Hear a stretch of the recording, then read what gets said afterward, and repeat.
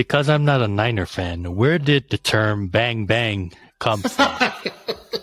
I just want to know where that came from. Was it a term from the Niner faithful that someone came up with, or No, it's not. And I have a funny story with that, right?